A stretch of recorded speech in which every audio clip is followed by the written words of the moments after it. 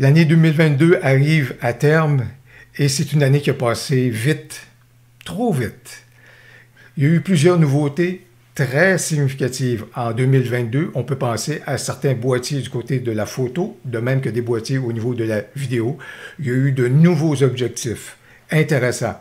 On peut penser à des avancées significatives au niveau des logiciels de retouche photo là, avec les masques. Vraiment, 2022, à ce titre-là, a été un grand cru. On peut penser à de nouveaux appareils qui ont fait leur apparition au niveau des téléphones intelligents et c'est formidable ce qu'on est en mesure de faire maintenant avec les téléphones intelligents au niveau photo et vidéo. C'est impressionnant. Et là-dessus, il y a également une autre avancée qui n'arrête pas et qui continue de tapisser, si vous voulez, le développement au niveau de la photo et de la vidéo. C'est une avancée contre laquelle on ne peut rien. Il va falloir qu'on s'en accommode, voire même qu'on l'apprivoise de plus en plus. Voilà donc ce qu'on va examiner maintenant.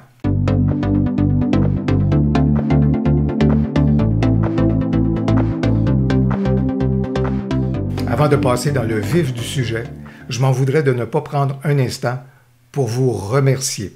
Vous remercier pour votre présence en 2022, vous remercier de faire route avec moi.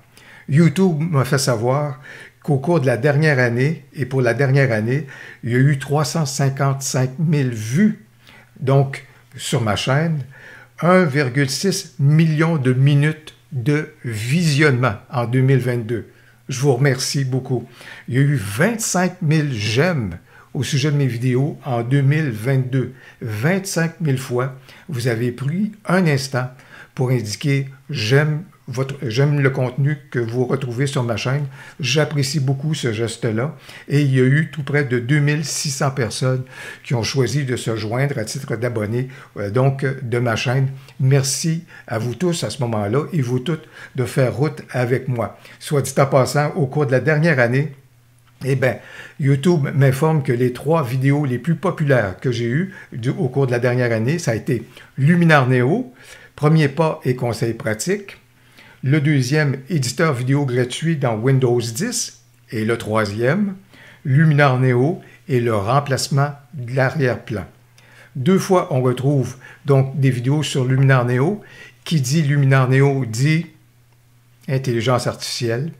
Voilà donc la grande avancée qui s'est manifestée au cours des dernières années et avec laquelle il va falloir qu'on compose au cours des prochaines années. L'intelligence artificielle est définitivement présente dans le domaine de la photo et de la vidéo depuis plusieurs années.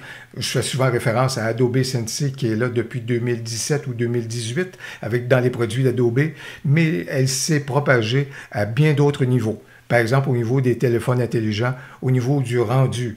Elle opère dès qu'on prend une photo, voire même lorsqu'on veut obtenir certaines simulations, par exemple au niveau de la longue exposition, ou encore de créer un bokeh, un effet bokeh avec notre téléphone intelligent.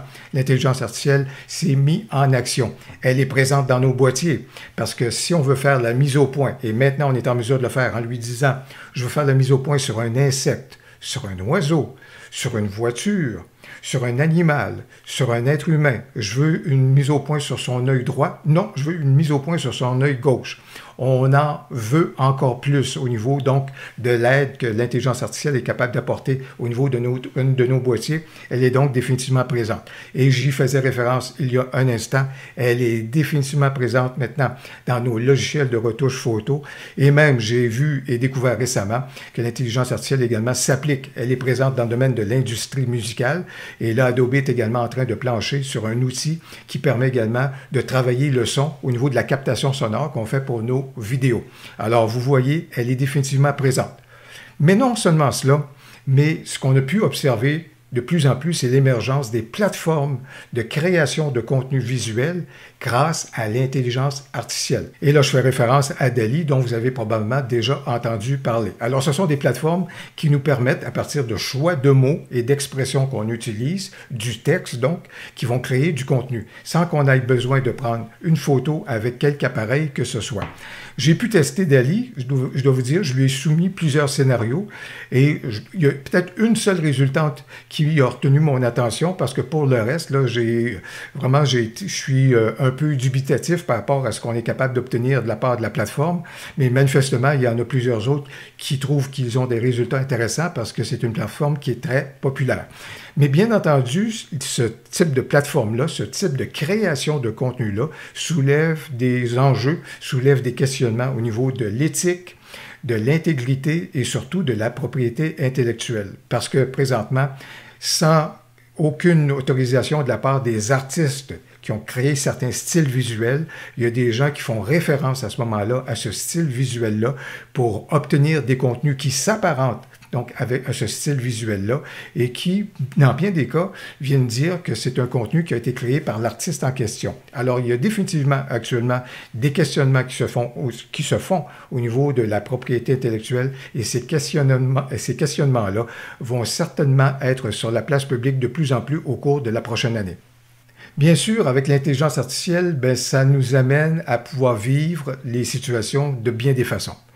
J'aime bien, encore, me lever tôt le matin, très tôt parfois, pour aller faire des photos de lever de soleil. Aussi imparfait soit-il, c'est-à-dire que des fois, le soleil va être au rendez-vous, des fois, les nuages seront trop nombreux et ça va être raté. Mais j'aime bien vivre l'expérience d'être là, de le voir et de profiter, si vous voulez, du moment présent. Mais on peut très bien le faire, et je l'ai fait également, puisque j'ai fait des tutoriels à ce sujet-là. On peut très bien en arriver et dire qu'à 8h30, avec un bon café, on s'installe à notre ordinateur, on prend une photo où le ciel était un peu nul, et avec l'intelligence artificielle et des outils au niveau de la retouche photo, on transforme donc notre photo pour lui donner justement un rendu comme si c'était un lever de soleil. On peut donc vivre la situation très tôt le matin, ou encore on peut vivre la situation de façon plus confortable un peu plus tard durant la journée. Le champ des possibles, il est là.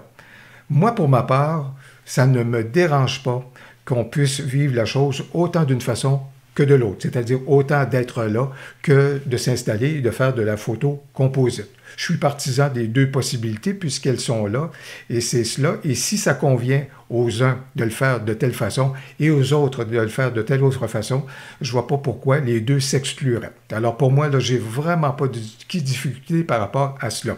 L'intelligence artificielle nous aide dans notre travail comme photographe, notamment par exemple de faire la mise au point et le suivi de la mise au point sur des sujets qu'on indique à notre boîtier. Mais ce serait sympathique qu'on ne perde pas certaines habiletés sur le fait de choisir avec les collimateurs là où on veut faire la mise au point. De ne pas laisser le boîtier choisir et tout faire à ce moment-là grâce à l'intelligence artificielle. Ce serait sympathique qu'on ne perde pas ces habiletés-là. Et j'imagine que c'est la même chose qui a dû se dire à l'époque quand Minolta, si je ne me trompe pas, a développé la mise au point automatique.